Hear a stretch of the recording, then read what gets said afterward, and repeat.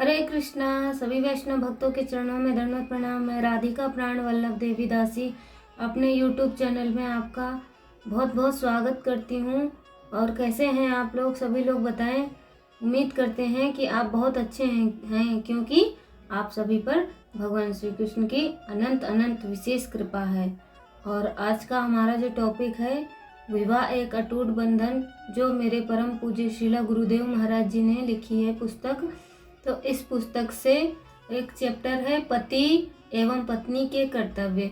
तो हमने फर्स्ट जो पार्ट बनाया था, उस पार्ट में हमने पत्नी के कर्तव्य पढ़े थे और सुने भी थे। तो अब हमारा सेकंड पार्ट आ रहा है और उस पार्ट का नाम है पति के कर्तव्य। तो हमने पत्नी के कर्तव्य सुने हैं, अब हम सुनेंगे पति के कर्तव्य क्या क्या हैं। तो श्रीला प्रभुपाद की जय और गुरु महाराज की जय। तो ये वाला जो चैप्टर है, ये श्लोक है जो श्रीमद् भागवतम के 7वें स्कंद से 6ठे अध्याय के पहले श्लोक से है। तो श्री प्रहलाद क्या कहते हैं? श्रील प्रहलाद महाराज कहते हैं कि पर्याप्त बुद्धिमान मनुष्य को चाहिए कि वह जीवन के प्रारंभ से ही अर्थात बाल्यकाल से ही अन्य सारे कार्यों को छोड़कर भक्ति कार्यों के अभ्यास में इस मानव शरीर का उपयोग करे। यह मनुष्य शरीर अत्यंत दुर्लभ है और अन्य शरीरों की भांति नाशवान होते हुए भी अर्थपूर्ण है, क्योंकि मनुष्य जीवन में भक्ति संपन्न की जा सकती है। यदि निष्ठापूर्वक किंचित भी भक्ति की जाए तो पूर्ण सिद्धि प्राप्त हो सकती है। ब्रह्मचर्य जीवन शिष्य जीवन के समय एक ब्रह्मचारी को भागवत धर्म भक्ति में सेवा में विशेषज्ञ बनने के लिए प्रशिक्षित किया जाना चाहिए। फिर जब वह विवाह करता है और उसकी पतिव्रता पत्नी ऐसे जीवन में उसका अनुसरण करती है जो पति पत्नी के बीच संबंध अति वांछनीय हो जाता है। जिस प्रकार एक पत्नी का कर्तव्य पति की सेवा करना है, उसी प्रकार पति का कर्तव्य है कि वह अपनी पत्नी की रक्षा, सम्मान, पालन पोषण और मार्गदर्शन करके उसकी सेवा करे।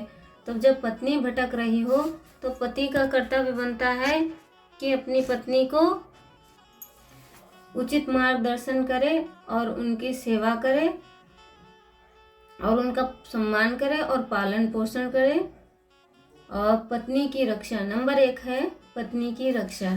स्त्रियों को सुरक्षा प्रदान करना वैदिक सामाजिक संस्कृति का मूल सिद्धांत है। जो स्त्रियों की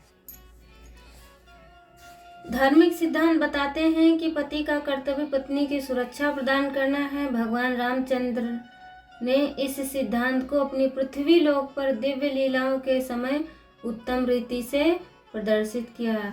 इसी प्रकार महाभारत में पांडवों ने कौरवों के विरुद्ध युद्ध की घोषणा की और अपनी साध्वी पत्नी द्रौपदी, जिन्हें हस्तिनापुर के दरबार में अपमानित किया गया था, के सम्मान को पुनः स्थापित करने के लिए कौरवों को पराजित किया।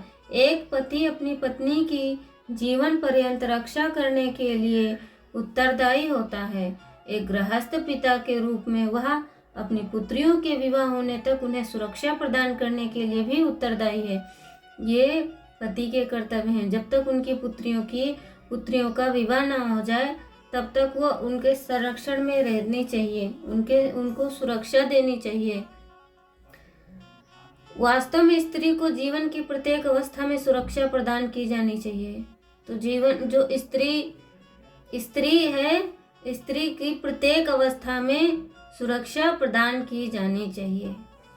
उसे बाल्यकाल में पिता द्वारा संरक्षण प्रदान किया जाना चाहिए, तरुण में पति द्वारा और वृद्धावस्था में बड़े पुत्रों द्वारा किया जाना चाहिए। तरुण में पति द्वारा और वृद्धावस्था में पुत्रों के द्वारा। मनु संहिता के अनुसार यही उचित सामाजिक आचरण है। भगवत गीता यथारूप 16वें अध्याय के 7वें श्लोक में पत्नी के प्रति निष्ठावान रहना, जो पति है ना, उनके लिए कहा जा रहा है कि पत्नी के प्रति निष्ठावान रहना। पति के लिए एक और धार्मिक सिद्धांत पत्नी के प्रति निष्ठावान रहना, भगवान रामचंद्र ने सीता देवी को अपनी पत्नी के रूप में स्वीकार कर व अन्य किसी स्त्रियों को स्वीकार नहीं करने की प्रतिज्ञा लेकर इसका उत्तम उदाहरण प्रस्तुत किया। तो यहाँ पे 9वें स्कंद के श्रीमद् भागवतम के 9वें स्कंद के 10वें अध्याय के 54वें श्लोक में क्या कह रहे हैं कि एक पत्नी व्रतधरो राजर्षि चरिता शुचि स्वधर्म ग्रह मेधियम शिक्षास्यन आचरत। भगवान रामचंद्र ने एक पत्नी धारण करने का तथा किसी अन्य स्त्री से संबंध न रखने का व्रत ले रखा था। वे एक साधु राजा थे और उनका चरित्र उत्तम था, क्रोध उनसे अछूता था। उन्होंने हर एक को, विशेष रूप से गृहस्थों को, वर्णाश्रम के रूप में सदाचार का पाठ पढ़ाया। इस प्रकार उन्होंने अपने निजी कार्यकलापों से सामान्य जनता को शिक्षा दी। वैदिक समाज में पुरुषों के लिए बहुविवाह स्वीकार्य था और विशेष रूप से राजा कई पत्नियां रखने के लिए जाने जाते थे, क्योंकि वे सभी धार्मिक सिद्धांत का पालन करते थे, एक आदर्श पति की भूमिका निभा सकते थे। भगवान रामचंद्र कितनी भी पत्नियां स्वीकार कर सकते थे, लेकिन उन्होंने केवल एक पत्नी को स्वीकार करके निष्ठा और संयम का आदर्श उदाहरण प्रस्तुत किया। जिस प्रकार एक पतिव्रता पत्नी अपने पति के सुख और शांति की चिंता करती है, उसी प्रकार एक निष्ठावान पति अपनी पत्नी के सुख के विषय में चिंतित रहता है। तो जो एक निष्ठावान पति होता है ना, वो अपनी पत्नी के सुख के लिए, सुख के विषय में चिंतित रहता है कि उनके लिए ऐसा क्या किया जाए जिससे वो सुखी हो सके, उनके लिए अब क्या करूं, वो किस प्रकार से सुखी हो सकती हैं। तो जो एक निष्ठावान पति होगा ना, वो अपनी पत्नी की चिंता इसी प्रकार करेगा। मनु संहिता के 3 अध्याय के 60वें श्लोक में कहा गया है, उस परिवार में जहाँ पति अपनी पत्नी से प्रसन्न रहता है और पत्नी अपने पति से प्रसन्न रहती है, वहाँ सुख सदैव विराजमान रहता है। जहाँ पर एक पत्नी अपने पति से प्रसन्न रहती है और जहाँ पर पति अपनी पत्नी से प्रसन्न रहता है, वहाँ पर सुख सदैव विराजमान रहता है। जिस प्रकार पुरुष अपनी पत्नी से प्रेम, सम्मान और सराहना पाकर प्रसन्न होता है, उसी प्रकार एक स्त्री तब प्रसन्न होती है जब उसे अपने पति से प्रेम, सम्मान, सराहना मिलती है। एक निष्ठावान पति जो अपनी पत्नी को भगवान के भक्त के रूप में महत्व देता है, वह उसकी भक्ति से प्रेरणा ले सकता है। एक निष्ठावान पति उस स्त्री का सम्मान और सराहना करता है जो विवाहित जीवन के 4 लक्ष्यों को प्राप्त करने के लिए उसकी निरंतर सहायक है। श्रीमद् भागवतम के 3 स्कंद के 21वें अध्याय के 15वें श्लोक के तात्पर्य में श्रीला प्रभुपाद कहते हैं, कंदर्व मुनि समान स्वभाव व चरित्र वाली पत्नी चाहते थे, क्योंकि आध्यात्मिक तथा सांसारिक उन्नति में सहायता पहुंचाने के लिए पत्नी आवश्यक है। कहा गया है कि पत्नी धर्म, अर्थ तथा काम, इंद्रिय तृप्ति संबंधी समस्त इच्छाओं की पूर्ति करती है। जिसे अच्छी पत्नी मिल जाती है वह परम भाग्यशाली समझा जाता है। ज्योतिष शास्त्र के अनुसार भाग्यवान पुरुष वह माना जाता है जिसके पास अपार संपत्ति हो, अच्छे पुत्र हो या श्रेष्ठ पत्नी हो। इन तीनों में से जिसके पास श्रेष्ठ पत्नी हो वह परम भाग्यशाली माना जाता है। लोग सोचते हैं कि केवल पत्नी को पतिव्रता होना चाहिए और पति को वह सब कुछ करने की स्वतंत्रता है जो उसे इस भौतिक जगत में रुचिकर लगता हो। तो लोग समझते हैं, कुछ लोग समझते हैं कि पत्नी है जो वो पतिव्रता होनी चाहिए और जो पति है वो उसको हर कार्य करने की स्वतंत्रता है। तो ये लोग सोचते हैं। इस भौतिक जगत में रुचिकर लगता है, उस पर कोई प्रतिबंध ना हो। यह अधिकांश लोगों में एक सामान्य धारणा है। कुछ लोग अपनी पत्नी पर इस प्रकार के प्रतिबंध लगाना चाहते हैं, लेकिन स्वयं मानव जीवन के लिए निर्धारित नियमों से भटक जाते हैं। तो कुछ लोग ऐसे हैं जो अपनी पत्नी पर प्रतिबंध लगाना चाहते हैं, लेकिन स्वयं मानव जीवन के लिए जो निर्धारित नियम हैं उनसे वो भटक जाते हैं। पतियों को भी अपनी पत्नी के प्रति निष्ठावान होना चाहिए। जो पति हैं उनको अपनी पत्नियों के प्रति निष्ठावान होना चाहिए और साथ ही साथ भगवान कृष्ण के प्रति भी निष्ठापूर्ण होना चाहिए। साथ ही साथ भगवान कृष्ण के प्रति निष्ठापूर्ण होना चाहिए। भगवान का सेवक बनना। पति के लिए एक और धार्मिक सिद्धांत, भगवान कृष्ण का विशुद्ध भक्त होना। इसके लिए व्यक्ति को जीवन के प्रारंभ से ही 5 वर्ष की कम आयु से ही अभ्यास करना होता है, जैसे कि प्रहलाद महाराज द्वारा उपदेशित है। श्रीमद् भागवतम के 6 स्कंद के 19वें अध्याय के 18वें श्लोक में वर्णित है, पति पत्नी दोनों में से कोई एक भक्त को निष्पादित कर सकता है। तो जो पति पत्नी हैं उसमें से एक लोग को भक्त होना चाहिए। उनके मधुर संबंधों के कारण दोनों को फल मिलता है। उनका मधुर संबंध होता है ना, उन्हीं के कारण दोनों को फल मिलता है। अतः यदि पत्नी इस व्रत को करने में असमर्थ हो तो पति सावधानी से इसका पालन करे। अगर पत्नी भगवान की सेवा करने में असमर्थ है तो पति का कर्तव्य बनता है कि वो इसको बड़ी सावधानी से पालन करे। इससे उसकी आज्ञाकारिणी पत्नी को भी उसका फल मिल जाएगा। इस श्लोक के तात्पर्य में श्रीला प्रभुपाद कहते हैं, जब पत्नी आज्ञाकारिणी और पति एकनिष्ठ होता है तो उनके बीच मधुर संबंध दृढ़ता से स्थापित हो जाता है। तब यदि पत्नी दुर्बल होने के कारण पति के साथ भक्ति नहीं भी कर सकती तो भी उसके पति के कार्यों में उसका आधा हिस्सा रहता है, यदि वह पतिव्रता और पवित्र हो। श्रीमद् भागवतम के 2 स्कंद के 4 अध्याय के पहले श्लोक के तात्पर्य में श्रीला प्रभुपाद कहते हैं, सतीम शब्द अत्यंत सार्थक है। इसके 2 अर्थ हैं, निष्ठावान तथा संयत।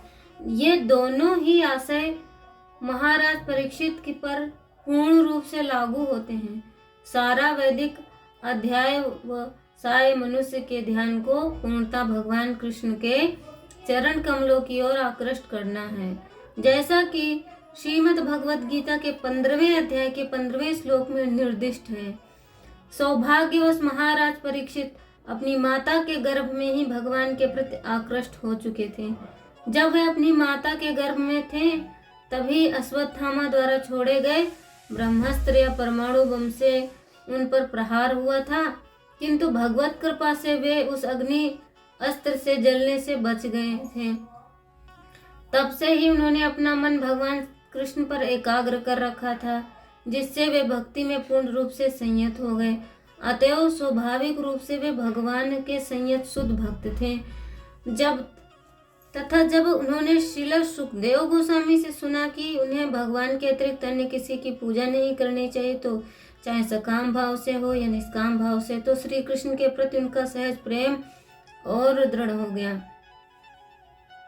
श्रीमद् भागवतम के 10वें स्कंद के 84 अध्याय के 13वें श्लोक में, जो व्यक्ति कफ पित्त तथा वायु से बनी निष्क्रिय काया को स्वयं मान बैठता है, जो व्यक्ति वात पित्त तथा वायु से बनी निष्क्रिय काया को स्वयं मान बैठता है, जो अपनी पत्नी तथा अपने परिवार को स्थायी रूप से अपना मानता है, जो मिट्टी की प्रतिमा या अपनी जन्मभूमि को पूज्य मानता है, या जो तीर्थ स्थल को केवल जल मानता है किंतु आध्यात्मिक ज्ञानियों को अपना ही रूप नहीं मानता, उनसे संबंध का अनुभव नहीं करता, उनकी पूजा नहीं करता अथवा उनके दर्शन नहीं करता, ऐसा व्यक्ति गाय या गधे के तुल्य है।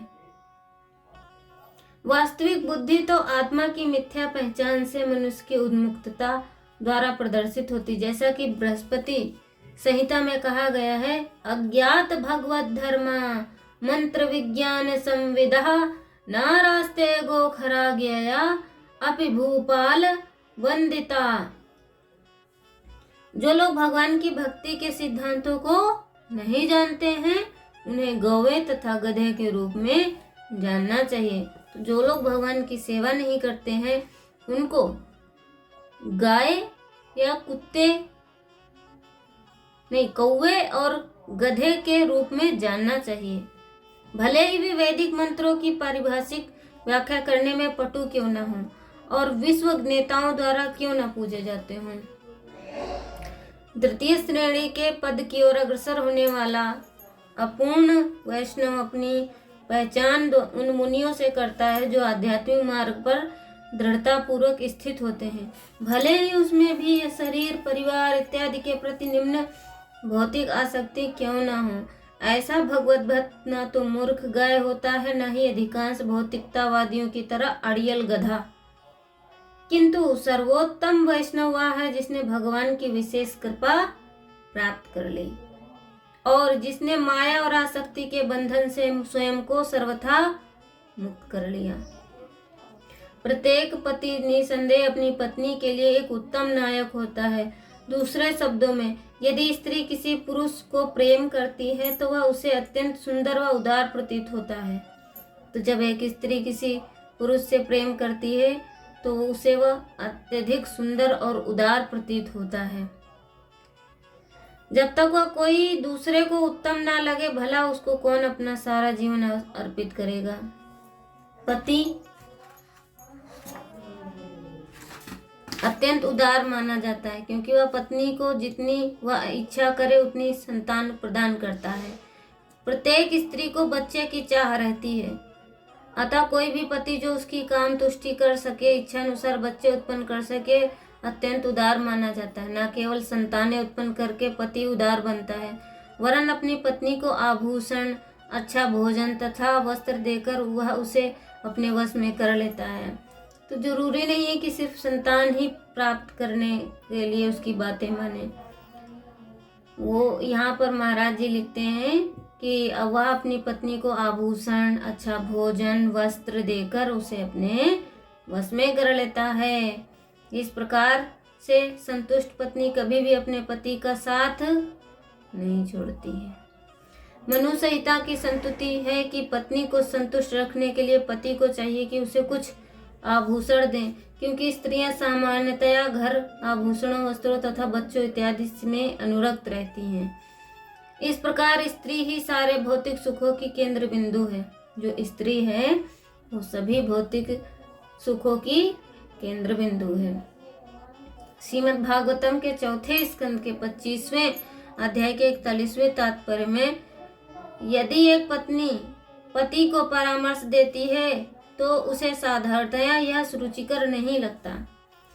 यह पुरुष का मनोविज्ञान है कि अगर कोई पत्नी अपने पति को परामर्श देती है, कुछ बताती है, तो पुरुषों को यह रुचिकर नहीं लगता। यह मनोविज्ञान है। वह सोचता है कि वह अपनी बुद्धि से कार्य संपन्न कर सकता है। तो पुरुष को लगता है कि पत्नी तो ऐसे ही बोल रही है, वो अपनी बुद्धि से खुद कार्य संपन्न कर सकता है और बिना किसी के सहयोग के कार्य संपन्न कर सकता है। यदि कोई उसे परामर्श देने का प्रयास करता है तो उसके लिए स्वीकार करना कठिन होता है। अगर कोई उसे परामर्श देता भी है तो वो स्वीकार ही नहीं करता, उसके अंदर अहम होता है।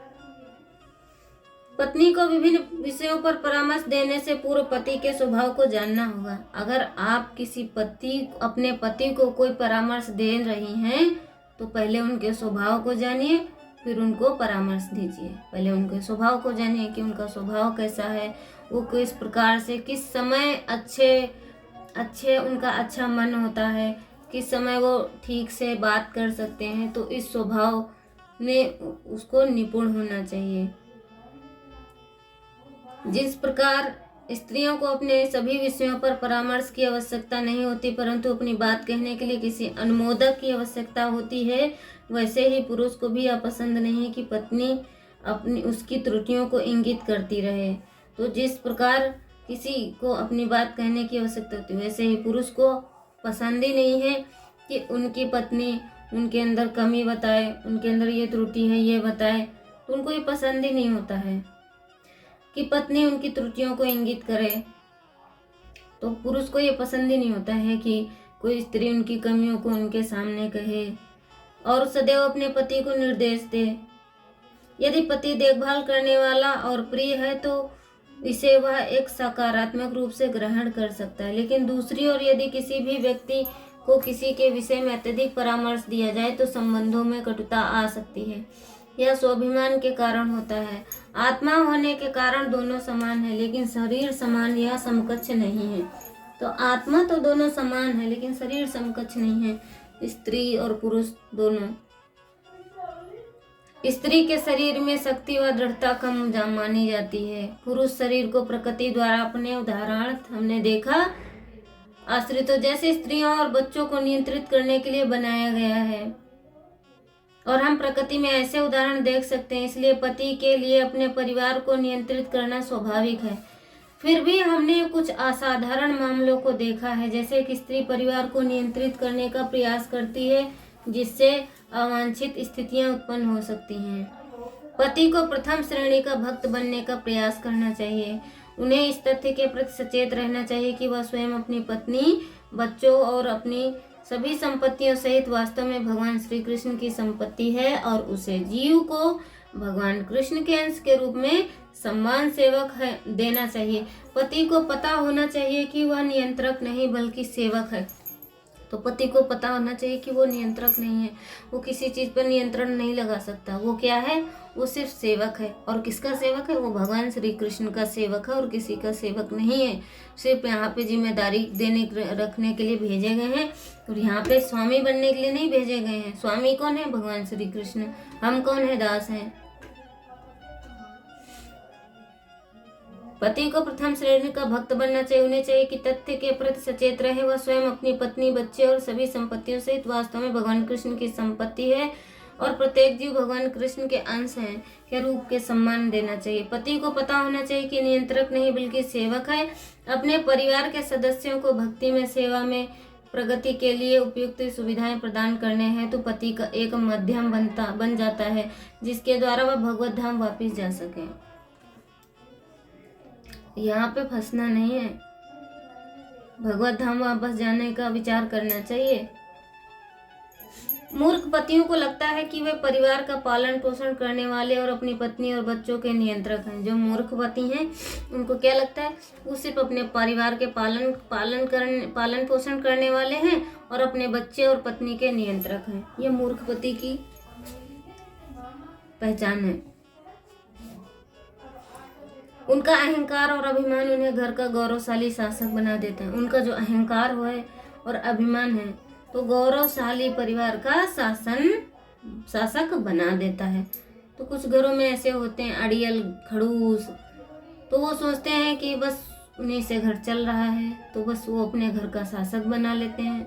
वो नियम बना देते हैं कि वो जो कहेंगे वही होगा, वो जो नहीं कहेंगे वो नहीं होगा। तो ऐसे लोग क्या कहलाते हैं? मूर्ख कहलाते हैं। मूर्ख कहलाते हैं। कुछ पुरुष अपने माता पिता को वृद्धाश्रम में छोड़ने के अनुचित निर्णय लेते हैं, वह पुनर्विचार नहीं करते हैं। तो कुछ पुरुष ऐसे भी हैं जो अपने माता पिता को वृद्धाश्रम में छोड़ाते हैं और कोई निर्णय भी नहीं लेते हैं, उन पर विचार भी नहीं करते हैं। अपने पुत्र को बड़ा करने के लिए सभी अनुकूल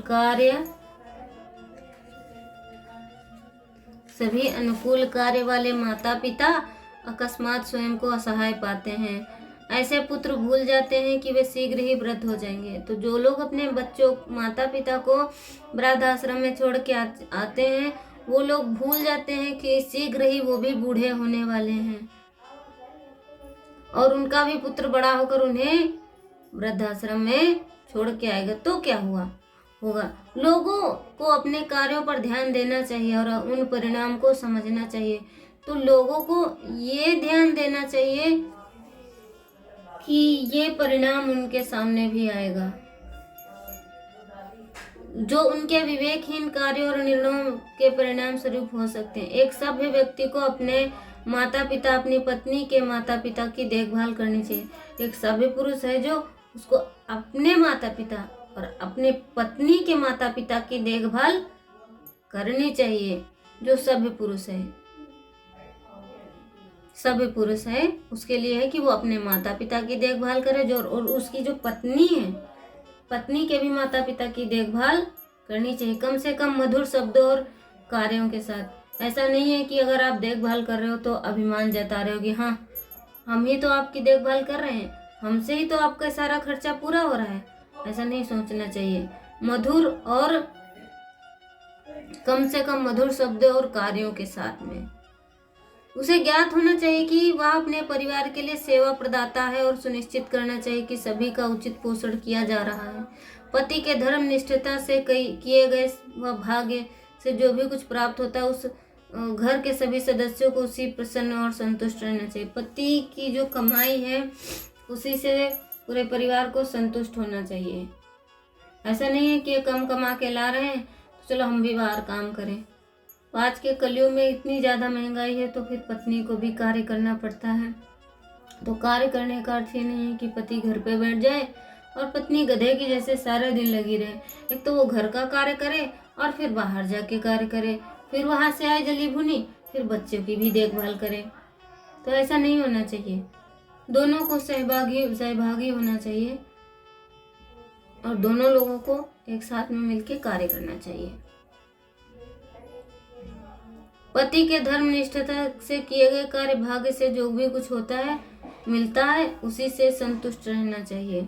यह श्रीला प्रभुपाद कहते हैं पति और पत्नी के बीच यौन संबंध एक दूसरे के प्रति प्रेम दर्शाने का तरीका है, तरीका नहीं है। सिर्फ यौन संबंध बना लेना ये प्रेम प्रदर्शित करने का, ये प्रेम दर्शाने का तरीका नहीं है कि हाँ चलो तुम खुश नहीं रह रहे हो तो चलो हम तुम्हें खुश करते हैं, तो ये मैं तुमसे बहुत अधिक प्रेम करती हूँ तो देखो हम तुम्हारी हर बात को मानते हैं।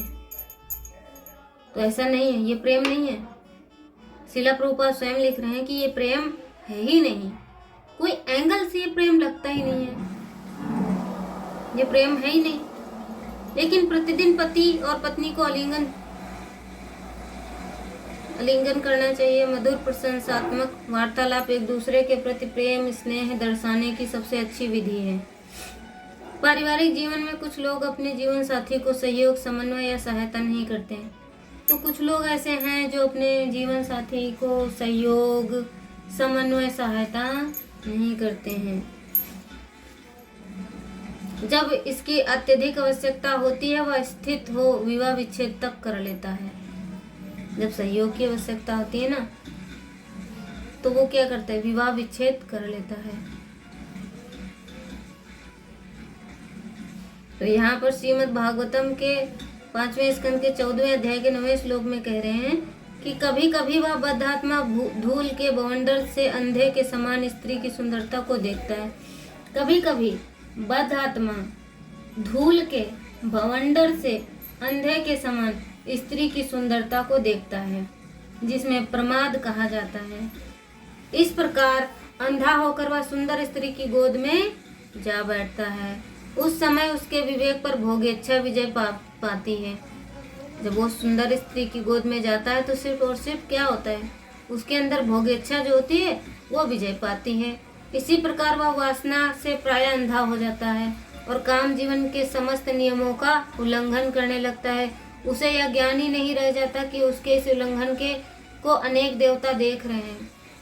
तो जो पुरुष नियमों का उल्लंघन करता है वो भूल जाता है कि उसे बहुत सारे देवता देख रहे हैं, है ना। जो काम के वासनाओं में डूबे हुए पुरुष होते हैं वो नियमों का जब उल्लंघन करते हैं तो वो भूल जाते हैं कि उन्हें अनेक देवता देख रहे हैं।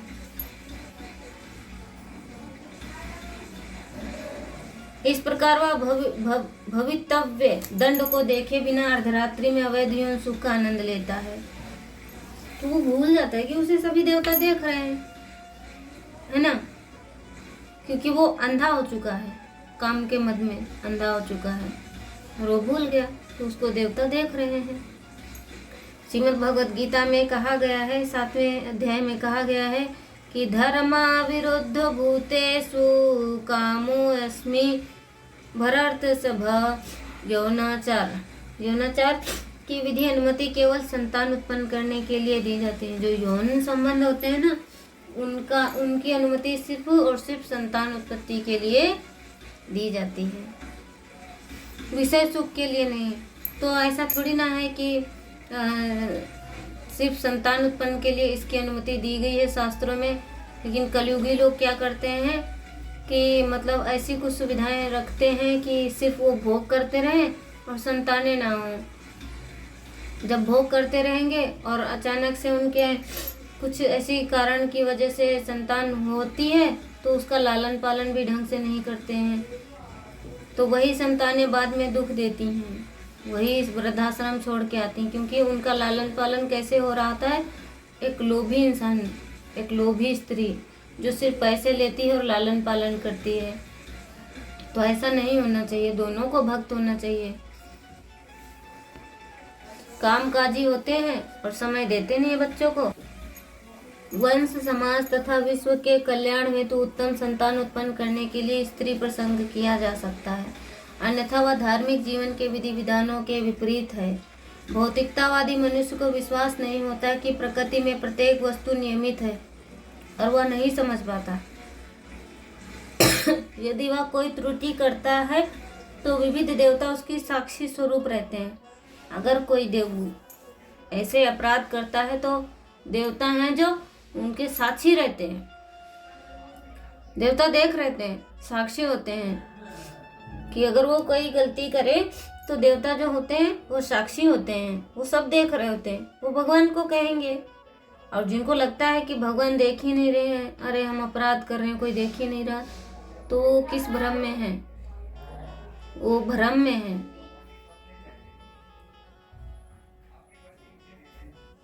प्राणी अवैध यौनाचार का आनंद लेता है।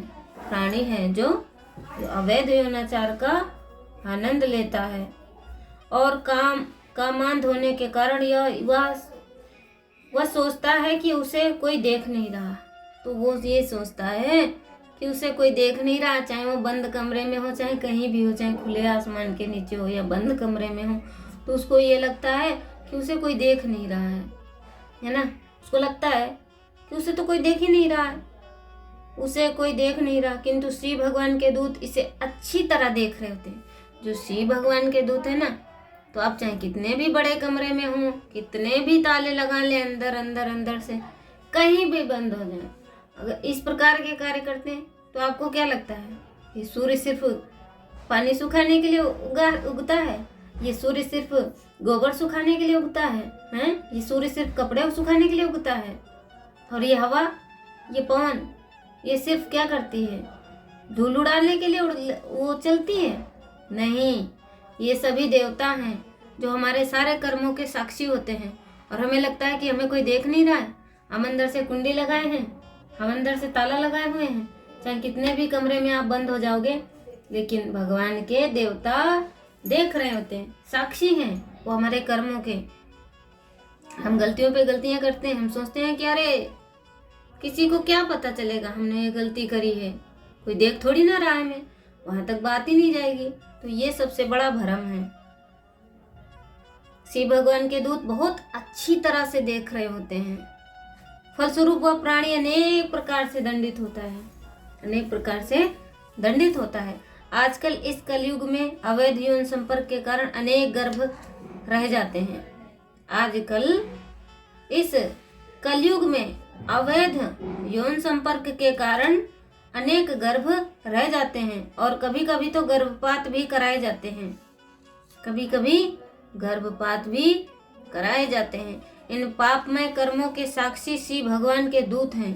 जो गर्भपात कराते हैं वो बहुत बड़ा पाप है, ब्रह्म हत्या के समान है। तो इसके साक्षी कौन होता है? हमें लगता है कि हमारे रिश्तेदारों को पता नहीं चलेगा और किसी को ये बात पता ही नहीं चलेगी, अकेले में दवाई मंगा के खा लेना। ये क्यों होता है? अब हमारे अंदर जो भोग इच्छा होती है, उस भोग इच्छा को पूर्ण करने के लिए अब हम किसी जीव की हत्या कर देते हैं। तो ये कौन देख रहा था? भगवान के दूत देख रहे होते हैं। शिव भगवान के जो पुरुष तथा स्त्री ऐसे कुकर्म करते हैं तो उन्हें भविष्य में प्रकृति के कठोर से कठोर नियमों के अनुसार दंडित किया जाता है। भविष्य में कठोर से कठोर नियमों से दंडित किया जाता है। जो इस प्रकार के अपराध करते हैं, जो गर्भपात करवाते हैं, उनके लिए है यहाँ पे। तो हमें अपना जीवन बहुत सावधानी पूर्वक व्यतीत करना चाहिए। किसी की भी हत्या नहीं करनी चाहिए। क्या कहा जाता है कि जीवों पे दया करो। जो पुरुष तथा स्त्री ऐसे कुकर्म करते हैं उन्हें भविष्य में प्रकृति के कठोर से कठोर नियमों के द्वारा अनुसार दंडित किया जाता है। देवी हो सा गुणामयी मम माया दुरत्तया। अवैध कामाचार कभी भी क्षमा नहीं किया जाता। जो अवैध कामाचार है वो कभी भी क्षमा नहीं किया जा सकता, और वे इस कुकृत्य में लिप्त रहते हैं, उन्हें जन्म जन्मांतर तक दंडित किया जाता है।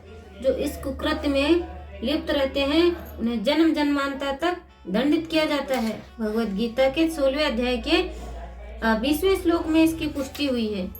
आसुरी योगा निपन्ना मूढ़ा जन्मनि जन्मनि माम प्राप्य एव कौन्तेया ततो यन्त्यान धामागतिम। हे अर्जुन, जन्म जन्म आसुरी योनि को प्राप्त होकर वे मूढ़ मुझको कभी प्राप्त नहीं होते हैं और फिर सर्वाधिक अधम गति में जा गिरते हैं। जो लोग इस प्रकार के अपराध करते हैं उनको जन्म जन्म तक आसुरी योनि में जाना पड़ता है और वो भगवान को कभी समझ ही नहीं पाते हैं। तो वो क्या करते हैं, जन्म जन्म तक अधम गति में जा गिरते हैं, अधम गति में चले जाते हैं जो इस प्रकार के कुकृत्य करते हैं। तो हमें हर तरह से सावधान रहना चाहिए। श्री भगवान किसी को भी प्रकृति के कड़े नियमों की अवहेलना करने की अनुमति नहीं देते। तो श्री भगवान है जो प्रकृति की जो कड़े नियम है उनकी अवहेलना करने की अनुमति किसी को नहीं देते हैं। तो यहाँ पे यह है कि अगर कोई स्त्री है या पुरुष है जो विवाह विच्छेदन करता है या गर्भपात कराता है तो उसको दंडित होना पड़ेगा। तो भगवान ये इस नियमों की अवहेलना के लिए किसी को भी अनुमति नहीं देते। फलता अवैध कामाचार जन्म जन्मांतर दंडनीय है। अवैध यौनाचार से गर्भाधान होता है और इन अवांछित गर्भाधानों के फलस्वरूप गर्भपात कराया जाता है।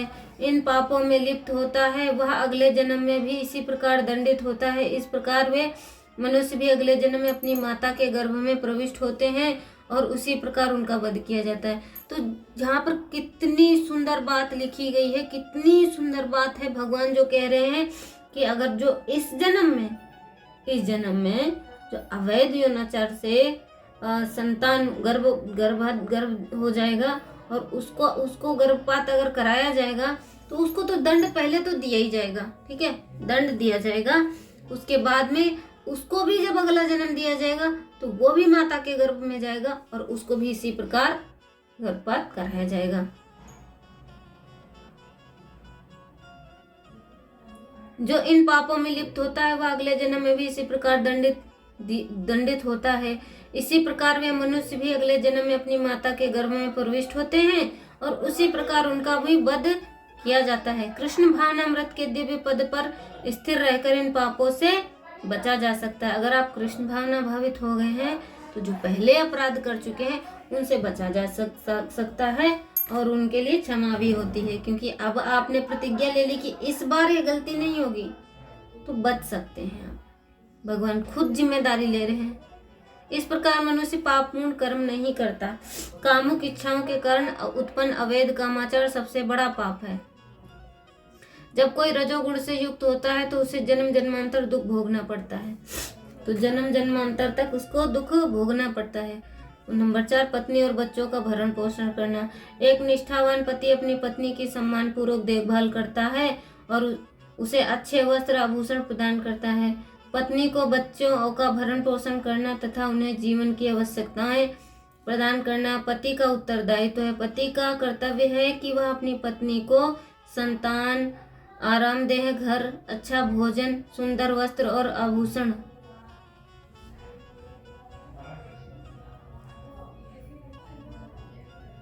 देकर संतुष्ट रखे।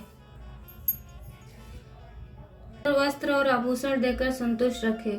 उसे यह भी सुनिश्चित करना चाहिए कि पत्नी को अपने घरेलू कार्यों को पूरा करने के लिए आवश्यक सहायता मिले। पत्नी का यथोचित आदर पूर्वक भरण पोषण करना चाहिए। उसके पास एक अच्छा घर बन, अच्छे आभूषण, अच्छा भोजन, अच्छे सेवक और अच्छे बच्चे होने चाहिए। तब कोई विवाह कर सकता है, लेकिन केवल इंद्रिय तृप्ति के लिए नहीं। तो विवाह अगर इतनी सारी इच्छाएं पूर्ण करे पत्नी की तभी वो विवाह कर सकता है, अन्यथा इंद्रिय तृप्ति के लिए विवाह ना करे। श्रीमद् भागवतम के प्रवचन में एक पति को ध्यान रखना चाहिए कि उसकी पत्नी आध्यात्मिक, भावनात्मक और शारीरिक रूप से प्रसन्न रहे। तो एक पति को यह ध्यान रखना चाहिए कि उसकी पत्नी आध्यात्मिक, भावनात्मक और शारीरिक रूप से प्रसन्न रहे। आध्यात्मिक और भावनात्मक और शारीरिक रूप से प्रसन्न रहे। गृहस्थ जीवन में पति और पत्नी के बीच शारीरिक संबंध प्राथमिक कारक नहीं है, परंतु पत्नी की शारीरिक आवश्यकताओं की उपेक्षा भी नहीं करनी चाहिए। जब पत्नी को शारीरिक रूप से अपने पति की आवश्यकता हो तो पति को उसकी देखभाल करनी चाहिए। इतनी अच्छी तरह से देखभाल करनी चाहिए कि वह अपने पति से प्रेम और देखभाल का अनुभव कर सके। पति को कृष्ण भावना भावित संतान प्राप्त करने के लिए निर्धारित संस्कारों का पालन करना चाहिए। अपनी इच्छा अनुसार किसी प्रकार संतान उत्पन्न की जाए, इस कलयुग में यह व्यवहारिक रूप से अज्ञात है। इस रहस्य की सफलता पति पत्नी द्वारा शुद्ध विधियों, संस्कारों का अनुसरण करने में निहित है। इन संस्कारों में प्रथम गर्भाधान संस्कार है, जो विशेष रूप से उच्च वर्णों, ब्राह्मणों तथा क्षत्रियों के लिए अनिवार्य है। जैसा कि भगवत गीता में कहा गया है कि जो स्त्री प्रसंग धर्म के विरुद्ध नहीं होती वह स्वयं श्री कृष्ण है। धार्मिक नियमों के अनुसार जब कोई संतान उत्पन्न करना चाहे तो उसे संभोग के पूर्व गर्भाधान संस्कार संपन्न करना चाहिए। संभोग के पूर्व माता पिता की जैसी मानसिकता होगी उसका प्रभाव निश्चित रूप से उत्पन्न होने वाली संतान की मानसिकता पर पड़ता है। कामवश उत्पन्न की गई संतान माता पिता की आशा के रूप में न होने की संभावना होती है। शास्त्रों का कथन है, यथा योनि अर्था बीजम, यथा योनि माता को दर्शाता है कि यथा बीजम पिता को घर, यदि संभोग के पूर्व माता पिता की मानसिक दशा सुस्थिर है तो उनसे जो संतान उत्पन्न होगी वह अवश्य ही मानसिक दशा को प्रतिबिंबित करेगी। अतः आत्मसम्मतान शब्दों से लक्षित होता है कि संतान उत्पन्न करने के पूर्व पृथु महाराज तथा अर्ची ने गर्भाधान संस्कार संपन्न किया होगा। फलतः उनके सारे पुत्र उनकी इच्छाओं तथा विशुद्ध मानसिक दशाओं वाले उत्पन्न हुए। पृथु महाराज के काम के वशीभूत होकर पुत्रों को उत्पन्न नहीं किया, ना ही इंद्रिय तृप्ति है तो अपनी पत्नी के प्रति आकृष्ट हुए। उन्होंने गृहस्थ के रूप में सारे विश्व में भावी शासन चलाने के लिए पुत्र उत्पन्न किए। श्रीमद् भागवतम के चौथे स्कंद के 22वें अध्याय के 53वें श्लोक के तात्पर्य में कहते हैं, बलम बलवताम चाहम काम राग विवर्जितम धर्मा विरुद्धो भूतेषु कामो अस्मिन् भरतर्षभ। श्रीमद् भगवद गीता के 7वें स्कंद के 11वें श्लोक में है कि मैं बलवानों की कामनाओं तथा इच्छा से रहित बल हूँ। हे भरत श्रेष्ठ अर्जुन, मैं वह काम हूँ जो धर्म के विरुद्ध नहीं है। शास्त्र का अर्थ है जो अपना आपको नियम के अनुसार जीवन दे। नियमक यौन जीवन श्री कृष्ण है। जो नियम से यौन संबंध रखते हैं वो कौन है? वो श्री कृष्ण है। यह नियम है और अपनी पत्नी के साथ ही अब तब तक यौन संबंध नहीं आप तब तक अपनी पत्नी के साथ यौन संबंध नहीं बना सकते जब तक कि यह कृष्ण भावना भावित संतान उत्पन्न करने के लिए नहीं है। तो आप अपनी पत्नी से संबंध नहीं बना सकते जब तक आप ये ना सोच लें कि आप अपनी संतान को कृष्ण भावना भावित बनाएंगे। वह धर्म विरुद्ध, धर्म प्लस अविरुद्ध है। यह धार्मिक सिद्धांतों के विरुद्ध नहीं है। यह बहुत अच्छा है। जैसे ब्रह्मचारियों को उत्पन्न करना, ब्रह्मचारी कहाँ से आता है? यह गृहस्थ जीवन से आता है। जब तक कोई विवाह नहीं करता तब तक वह ब्रह्मचारी बनने वाली संतान को कैसे उत्पन्न कर सकता है? तो जब तक कोई ब्रह्मचर्य का पालन नहीं करेगा तब तक वो ब्रह्मचारी संतान कैसे उत्पन्न कर सकता है? तो हमेशा ब्रह्मचर्य का पालन करना चाहिए। यदि आप ब्रह्मचारी उत्पन्न करते हैं तो आप सैकड़ों ब्रह्मचारी उत्पन्न कर सकते हैं, इसकी अनुमति है। लेकिन बिल्लियों और कुत्तों जैसे मानवों को उत्पन्न ना करें। बिल्लियों और कुत्तों के जैसे लड़ने वाले मानव को उत्पन्न ना करें। वह धर्म विरुद्ध है। श्री कृष्ण कहते हैं मैं वहाँ हूँ, वहाँ सब कुछ वहाँ है। श्री कृष्ण सब कुछ है। संभोग में भी श्री कृष्ण है, पर कैसे? संभोग में भी श्री कृष्ण है, पर कैसे? यहाँ पे प्रश्न है कि संभोग में भी श्री कृष्ण है, पर कैसे? धर्मा विरुद्धा, शास्त्र के नियमों के विरुद्ध नहीं। शास्त्र में कहा गया है कि पत्नी के मासिक धर्म के बाद आप यौन संबंध बना सकते हैं, लेकिन जब आपकी पत्नी गर्भवती हो जाती है तो पुनः यौन संबंध नहीं होना चाहिए। कोई यौन संबंध नहीं, यह शास्त्र का आदेश है। श्रीमद् भगवद गीता के 7वें अध्याय के 11वें श्लोक में प्रवचन, एक स्त्री को देखभाल की जानी चाहिए, विशेषतः गर्भावस्था के समय, विवाह समारोह के समय। एक वचन दिया जाता है कि पति जीवन भर पत्नी की देखभाल करेगा और स्त्री जीवन भर पति की सेवा करेगी। जब वह गर्भवती होती है तो पति को अपनी पत्नी के साथ अधिक समय व्यतीत करना चाहिए और उसकी बहुत ध्यान पूर्वक देखभाल करनी चाहिए। उस समय पत्नी अपने जीवन में बहुत अधिक चिंता और भावनात्मक रूप से विचलित हो सकती है, क्योंकि वह अपनी भावनाओं को अपने नियंत्रण में नहीं रख पाती है। कब? जब वो गर्भवती होती है। पत्नी अपने पति से बहुत अधिक चिंता और भावनात्मक रूप से विचलित हो सकती है, क्योंकि वह अपनी भावनात्मक को नियंत्रण में नहीं रख पाती। ऐसे समय में पति को विभिन्न पक्षों को समझना चाहिए, शांतिपूर्ण वातावरण बनाए रखना चाहिए और पत्नी की जो इच्छा करती है उसे पूर्ण करने के लिए उद्यत रहना चाहिए। गर्भावस्था के समय पत्नी विभिन्न ग्रंथिरस हार्मोन परिवर्तनों का अनुभव करती है, जिसके कारण उसे विभिन्न मनोदशा परिवर्तनों का अनुभव होता है। इसीलिए यह पति और उसके परिवार का उत्तरदायित्व है कि वह उसे प्रसन्न रखे, उसके जीवन के उसके लिए सभी सुख सुविधाएं प्रदान करे, इस अनुभव को स्मरणीय बनाएं और परिवार में एक अच्छी संतान को लाएं। पति को ऐसा वातावरण सुनिश्चित करना चाहिए जहां उसकी पत्नी गर्भवती नियमित रूप से श्रीमद् भागवत और श्रीमद् भगवत गीता जैसे शास्त्रों का श्रवण कर सके, ना कि जो आजकल चल रहा है कि मतलब कथा तो दूर दूर, बहुत जगह ऐसा होता है कि जो भौतिकतावादी होते हैं वो क्या करते, सारे दिन फोन चलाते रहेंगे, उनको भजन कीर्तन से मतलब नहीं। वो क्या करते हैं, सिर्फ क्या करते हैं कि बस ये वाला हीरो उनको पसंद है, ये वाला एक्टर उनको पसंद है, ये वाला क्रिकेटर इनको पसंद है और ये वाला ये इनको पसंद है, फलाना फलाना फलाना झिमकाना, यही सब करती रहती हैं। तो उनकी संतानें भी वैसी ही होती हैं, ऐसी ही उनकी संतानें होती हैं। तो ऐसा नहीं करना चाहिए। पति का कर्तव्य है कि अपनी पत्नी को नियमित रूप से श्रीमद् भागवत और श्रीमद् भगवत गीता जैसे शास्त्रों का श्रवण कर सके।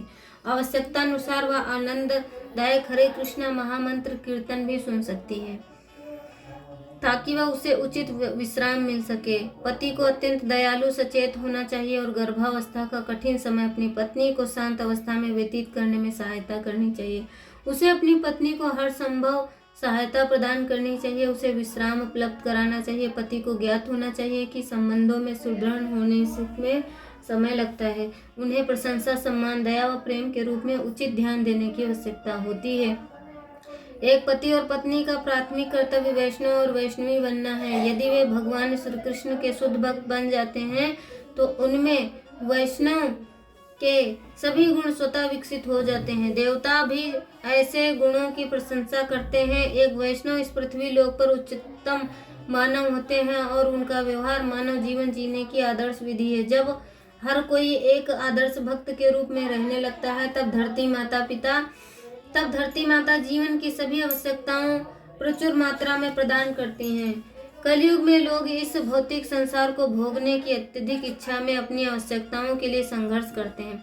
तो कलयुग के जो लोग हैं वो अपनी भौतिक इच्छाओं को पूर्ण करने के लिए बहुत संघर्ष करते हैं और अपने लिए बहुत संसाधन एकत्रित कर लेते हैं और दूसरे के लिए अभाव उत्पन्न करते हैं। अपने लिए भौतिक संसाधन उत्पन्न कर लेते हैं और दूसरों के लिए अभाव उत्पन्न करते हैं, जो एक पाप है। जब दूसरों के लिए हम अभाव उत्पन्न करेंगे तो ये क्या है, ये पाप है। जो अपने भाग के रूप में आवंटित किए गए साधनों से अधिक एकत्रित करता है तो उसे पापी के रूप में वर्गीकृत किया जाता है और उसे चोर माना जाता है। उसे क्या माना जाता है, चोर माना जाता है। श्री उपदेशामृत के श्लोक में अत्याहार प्रयासश्च पर श्रील प्रभुपाद टिप्पणी करते हैं कि बद्ध जीवों के समक्ष मुख्य समस्या है बारंबार जन्म, बुढ़ापा, रोग तथा मृत्यु का होना। भौतिक जगत में मनुष्य को शरीर तथा आत्मा के पालन हेतु कार्य करना चाहिए होता है, लेकिन वह ऐसे कार्य को किस प्रकार करे जिससे वह कृष्ण भावनामृत संपन्न करने के लिए अनुकूल रहे। प्रत्येक व्यक्ति को अन्न, वस्त्र, धन तथा शरीर के पालन हेतु अन्य महत्वपूर्ण वस्तुओं को आवश्यकता होती है, लेकिन उसे अपनी वास्तविक मूल आवश्यकताओं से अधिक संग्रह नहीं करना चाहिए। यदि इस प्राकृतिक नियम का पालन किया जाए तो शरीर के पालन में कोई कठिनाई नहीं होगी। प्रकृति की व्यवस्था के अनुसार विकास स्तर में निम्न स्थान पर स्थित जीव ना तो आवश्यकता से अधिक खाते हैं, ना संग्रह करते हैं। फलतः पशु जगत का सामान्यतया ना कोई आर्थिक समस्या होती है, ना वस्तुओं का अभाव रहता है। यदि किसी सार्वजनिक स्थान पर एक बोरा चावल रख दिया जाए तो पक्षी आकर खुद दाना चुगेंगे और चले जाएंगे, लेकिन मनुष्य तो पूरा बोरा ही उठा ले जाएगा। एक सामान्य जगह पे अगर एक बोरा चावल रख दिया जाए तो पक्षी जितना उनको चाहिए होगा उतना ले जाएंगे, लेकिन एक सामान्य मनुष्य क्या करेगा, वो पूरा का पूरा बोरा उठा ले जाएगा और कहेगा कि नहीं, ये किसी को नहीं देना, ये तो हमें मिला है तो हम ही इसका उपभोग करेंगे। तो ये बहुत बड़ा पाप है। वो पूरा का पूरा बोरा उठा ले जाएंगे, लेकिन पक्षी क्या करते हैं, वो तो कल की चिंता नहीं करते हैं, वो जितना उनकी चोंच में आएगा उतना ही ले जाएंगे। लेकिन ये लोभी मनुष्य क्या करता है कि पूरा का पूरा बोरा उठा लाते हैं।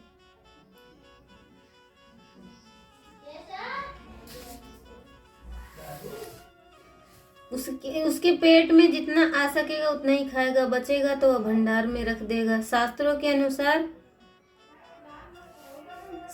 अनुसार इस प्रकार से अधिक संग्रह अत्याहार वर्जित है। इस समय सारा विश्व इसी के कारण कष्ट उठा रहा है।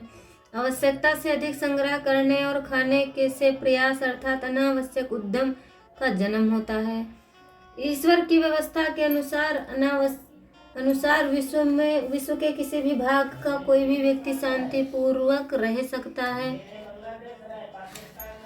यदि उसके पास कुछ भूमि और दुधारू गाय हो। उसे जीविका कमाने के लिए एक स्थान से दूसरे स्थान पर जाने की कोई आवश्यकता नहीं। यदि किसी के पास कुछ भूमि है और एक दुधारू गाय है तो उसको कहीं बाहर जाने की, कमाने की जरूरत ही नहीं है, आवश्यकता ही नहीं है, क्योंकि वह वहीं पर अन्न पैदा कर सकता है और गाय से दूध पा सकता है। इससे सारी आर्थिक समस्याएं हल हो सकती हैं। सौभाग्यवश मनुष्य को कृष्ण भावनामृत के अनुशीलन अथवा ईश्वर को समझने तथा उसके साथ संबंध तथा जीवन के चरम उद्देश्य इस प्रेम को समझने के लिए उच्चतर बुद्धि प्रदान की गई है। दुर्भाग्यवश तथा कथित सभ्य मनुष्य ईश्वर की अनुभूति की परवाह न करते हुए अपनी आवश्यकताओं को अधिक प्राप्त करने तथा केवल जीवा को तुष्ट करने के लिए भोजन प्राप्ति हेतु बुद्धि का प्रयोग करता है। वो भगवान के बारे में सुनने का प्रयोग तो करता ही नहीं है। तो ये बुद्धि क्यों मिली है, ये भगवान के कार्यों में लगाया जा सके। लेकिन मनुष्य क्या करता है, वो इस बुद्धि का प्रयोग तो सिर्फ अर्थव्यवस्था को ठीक करने के लिए लगाए रखता है ना, तभी वो दुख पाता है। ईश्वर की व्यवस्था के अनुसार सारे संसार में मनुष्य के लिए दूध तथा अन्य से के उत्पादन हेतु पर्याप्त संभावनाएं हैं, लेकिन तथाकथित बुद्धिमान मनुष्य अपनी उच्चतर बुद्धि को भगवत भावना के अनुशीलन में न प्रयुक्त करके अपनी बुद्धि का दुरुपयोग अनेक अनावश्यक तथा अनुचित वस्तुओं के उत्पादन में करता है। इस प्रकार फैक्ट्रियां, कसाई घर, वेश्यालय तथा मदिरालय खोले जाते हैं। यदि लोगों को अधिक एक समान न करने, अधिक न खाने, कृत्रिम सुविधाएं प्राप्त करने के लिए अनावश्यक प्रयोग न करने के लिए परामर्श दिया जाता है तो वे सोचते हैं उन्हें आदिम जीवन शैली की ओर लौटाया जा रहा है, उन्हें पुरानी जीवन शैली की ओर लौटाया जा रहा है। सामान्यतः लोग सादा जीवन और उच्च विचार को स्वीकार नहीं करते, यही उनका क्या है, दुर्भाग्य है। सादा जीवन, उच्च विचार को न स्वीकार करके वो सोचते हैं कि वो स्वीकार ही नहीं करते, तो यही उनका क्या है, दुर्भाग्य है।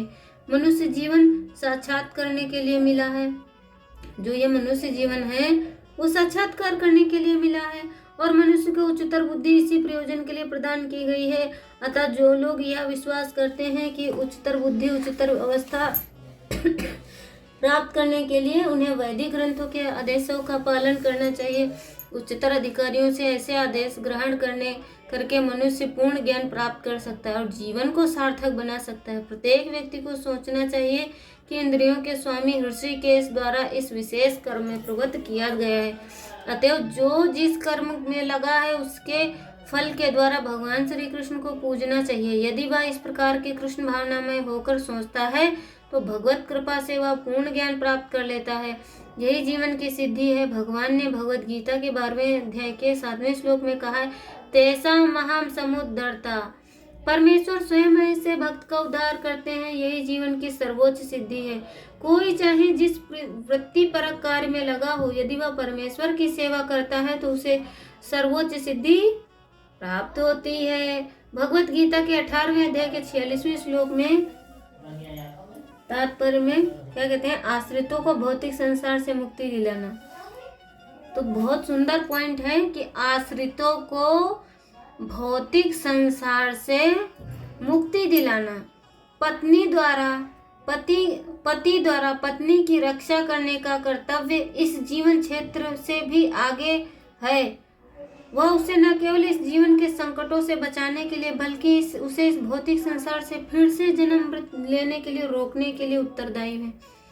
गुरु न स्वजाय जनो न स्यात्, पिता न जास्याय जननी न स्यात्, दैवं न तस्य न पतिश्च स्याया, न मोक्ष येधा समुपेत्य मृत्युम। पांचवें स्कंद के 5वें अध्याय के 18वें श्लोक में तात्पर्य में क्या है कि जो अपने आश्रितों को बार बार जन्म मृत्यु के पथ से ना उबार सके, जो अपने आश्रितों को बारंबार के जन्म मृत्यु के पथ से ना उबार सके, उसे कभी भी गुरु, पिता, पत्नी या आराध्य देव नहीं बनना चाहिए।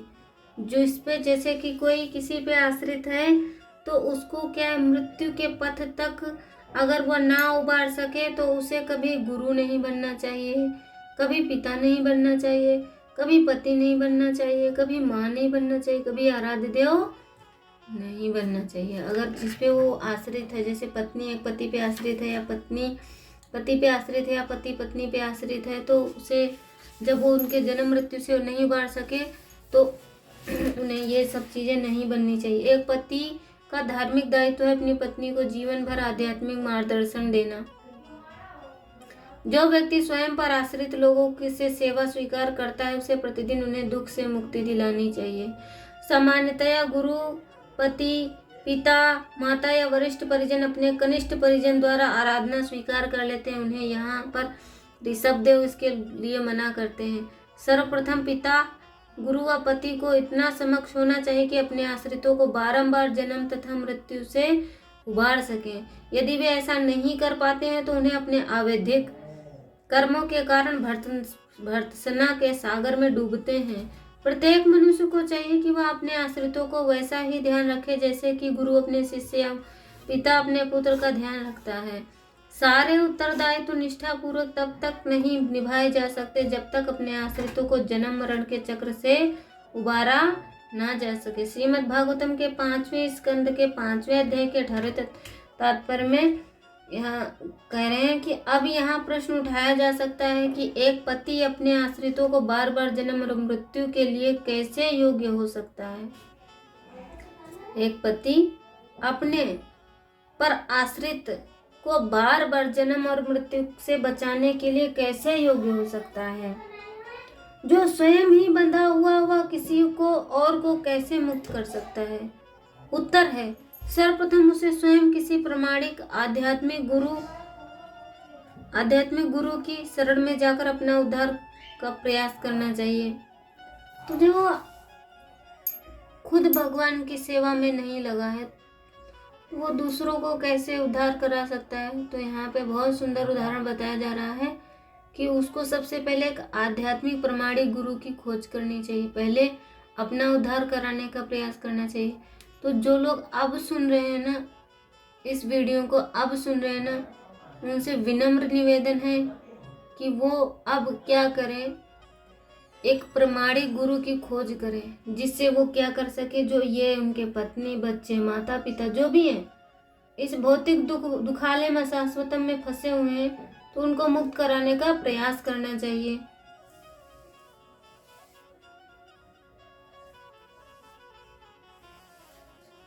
भक्ति रसामृत सिंधु में श्रीला प्रभुपाद लिखते हैं, आदि पुराण में स्वयं भगवान कृष्ण द्वारा अर्जुन को संबोधित निम्नलिखित कथन है, मेरे प्रिय पार्थ, जो मेरा भक्त होने का दावा करता है वो मेरा भक्त नहीं है। तो जो लोग भक्त होने का दावा करते हैं वो भगवान के भक्त हैं ही नहीं। केवल वही व्यक्ति जो मेरे भक्त का भक्त होने का दावा करते हैं। तो जो भगवान का भक्त होने का दावा करता वो भक्त है ही नहीं। यहाँ पे भगवान स्वयं कह रहे हैं कि जो मेरे भक्त होने का दावा करता वो स्वयं में भक्त है ही नहीं। वो क्या है? वो भक्त ही नहीं। भक्त कैसे बनेंगे? जो भक्तों के मेरे भक्त के भक्त बनेगा। जो केवल व्यक्ति वही मेरा भक्त होने का दावा करता वास्तव में मेरा भक्त है ही नहीं। कोई भी सीधे परम पुरुषोत्तम भगवान के पास नहीं जा सकता है। श्री चैतन्य चरितामृत मध्य लीला में है कि उनके शुद्ध भक्तों के माध्यम से उनके पास जाना चाहिए। इसीलिए वैष्णव कार्य प्रणाली में पहला कर्तव्य है कि एक भक्त को आध्यात्मिक गुरु के रूप में स्वीकार करना चाहिए, फिर उनकी सेवा करना चाहिए। तो अब यहाँ पर मेरा भी भ्रम एक टूट गया है कि जो लोग सोचते हैं कि आज काली देवी के मंदिर में जाए, चाहे जहाँ जाए, पर उनसे भगवान की भक्ति ही मांगनी चाहिए। भौतिक इच्छाएं तो कभी ना कभी पूर्ण हो ही जाएंगी, और नहीं भी हो जाएंगी तो अच्छा है। अगर पूर्ण हो जाएंगी तो उनमें आसक्ति बढ़ेगी। तो हमें क्या करना है? हमें डायरेक्ट भगवान का भक्त नहीं बनना है। तो हमें पहले भक्तों की सेवा करनी है। भगवान के जो भक्त हैं उनके भक्तों की सेवा करनी है, तभी हमें कृष्ण की भक्ति प्राप्त होगी। अन्यथा नहीं होगी, नहीं होगी, नहीं होगी, नहीं होगी। वो कभी बन ही नहीं सकते, है ना। तो यहाँ पर बार बार यही कहा जा रहा है, जो डायरेक्ट आप भगवान को नहीं प्राप्त कर सकते, उनके शुद्ध भक्तों के पास जाना चाहिए। उनके लिए वैष्णव कार्य प्रणाली में पहला कर्तव्य है भक्त को आध्यात्मिक गुरु के रूप में स्वीकार करना चाहिए, फिर उनकी सेवा करना चाहिए। एक प्रमाणिक आध्यात्मिक गुरु का चयन करने, उनकी सेवा करने, उनसे श्रवण करने, उनमें निष्ठा विकसित करने के पश्चात अगला चरण उनसे आध्यात्मिक दीक्षा प्राप्त करनी चाहिए। श्रीला भक्ति विनोद ठाकुर कहते हैं, जब एक गृहस्थ को विश्वास होता है तो उसे हरिनाम दीक्षा लेनी चाहिए। एक गृहस्थ को हरिनाम दीक्षा लेनी चाहिए। इसी प्रकार एक पुरुष अपनी पत्नी और परिवार को जो भी आध्यात्मिक ज्ञान देता है वह गुरु और साधु शास्त्रों की शिक्षाओं के अनुसरण होना चाहिए। व्यवहारिक स्तर पर एक गृहस्थ अपनी पत्नी और परिवार को भक्ति में कार्यों में संलग्न करके आध्यात्मिक उन्नति करने में सहायता कर सकता है। जिसने एक प्रामाणिक आध्यात्मिक गुरु के मार्गदर्शन में कृष्ण भावनामृत के आध्यात्मिक विज्ञान को समझ लिया है, पर वह स्वयं आध्यात्मिक गुरु के रूप में कार्य करने के योग्य हो जाता है। एक पति का धार्मिक उत्तरदायित्व है कि वह अपनी पत्नी का आध्यात्मिक गुरु बने और वह सब कुछ करे जो वह उसे भौतिक संसार उपयोग मुख्य रूप से आध्यात्मिक ज्ञान को विकसित करने में प्रयोग करना चाहिए, ताकि वह आश्रितों को मुक्ति दिला सके। एक वैष्णव भक्त अपने आध्यात्मिक गुरु और भगवान कृष्ण के स्थान पर अपनी पत्नी को सेवा स्वीकार करता है। वह उसे जो बड़ा उपहार दे सकता है वह है उसे भौतिक संसार की भयावह स्थिति से मुक्ति दिलाना। तो कितना सुंदर उदाहरण, इतना सुंदर उदाहरण है कि सुन के इतना आनंद आ गया कि अगर आप किसी को एक सुंदर सा उपहार देना चाहते हैं ना, तो सुंदर उपहार क्या है?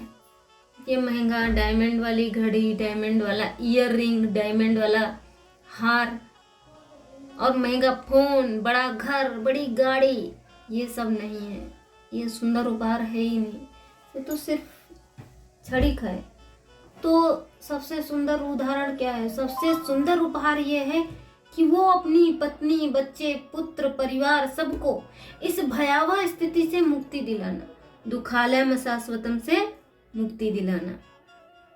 जब कंदर्प मुनि अपनी पत्नी की सभी इच्छाओं को पूरा करने के लिए पश्चात घर त्यागने और संन्यास लेने वाले थे, तब देवहूति ने कंदर्प मुनि से कहा, हे स्वामी, आपने जितने वचन दिए थे वे सब पूर्ण हुए, किंतु मैं आपकी शरणागत हूँ, इसलिए मुझे अभयदान भी दें। श्रीला प्रभुपाद श्रीमद् भागवतम के 3 स्कंद के 23वें अध्याय के 91वें श्लोक में 51 श्लोक के तात्पर्य में लिखते हैं कि देवहूति ने अपने पति से प्रार्थना की कि वे उसे अभय प्रदान करें। पत्नी रूप में वह अपने पति के प्रति पूर्णतः समर्पित थी, अतः यह पति का धर्म है कि वह अपनी पत्नी को अभय दान दे। श्रीमद् भागवतम के 5 स्कंद में बताया गया है कि वह अपने आश्रित को किस प्रकार अभय दान दिया जाता है। जो मृत्यु के चंगुल से नहीं छूट पाता है वह आश्रित है। उसे चाहिए कि वह ना गुरु बने, ना पति बने, ना परिजन, ना पिता, ना माता इत्यादि। या तो श्रेष्ठों का धर्म है कि अपने अधीनस्थ को अभय दान दे। अतः पिता, माता, गुरु, नातेदार या पति के रूप में किसी का उत्तरदायित्व लेने वाले को चाहिए कि वह अधीनस्थ को संसार की भयावह स्थिति से छुटकारा दिलाए। भौतिक जीवन सदैव भयावह एवं चिंताओं से पूर्ण है। देवहूति कहती हैं, आपने मुझे अपनी योग शक्ति से सभी प्रकार की भौतिक सुविधाएं प्रदान की है और आप प्रस्थान करने वाले हैं, अतः आप अपना अंतिम दान वर्ड भी देते जाएं जिससे मैं इस बद्ध जीवन से मुक्त हो सकूं। कोई यह मान सकता है कि वह अपने आश्रितों का उद्धार करने के योग्य नहीं है, लेकिन यदि यह प्रामाणिक आध्यात्मिक गुरु के कड़े मार्गदर्शन से में भक्ति योग की प्रक्रिया का पालन करके भगवान कृष्ण की शरण लेता है तो वह अपने आश्रितों को भी ऐसा करना सिखाता है। तो जो कोई कमियां रह जाती है उसकी देखभाल भगवान स्वयं करेंगे। हरे कृष्णा। तो हमारा ये आज का चैप्टर समाप्त हुआ। मेरे से बहुत त्रुटियां हैं बोलने में और मेरे को ना भी थोड़ी सी तबीयत खराब है, इस वजह से मैं बोलने में थोड़ी असमर्थ हूँ। तो आप सभी लोग बहुत दयालु भक्त हैं तो मुझे क्षमा अवश्य करेंगे। हरे कृष्णा। वांछा कल्पतरुभ्यश्च कृपा सिंधुभ्येव च पतितानां पावनेभ्यो वैष्णवेभ्यो नमो नमः। हरे कृष्णा कृष्णा कृष्णा हरे हरे, हरे राम राम राम हरे हरे। जगत गुरु श्रील प्रभुपाद की जय। अनंत कोटि वैष्णव भक्त वृंद की जय। हरे कृष्णा।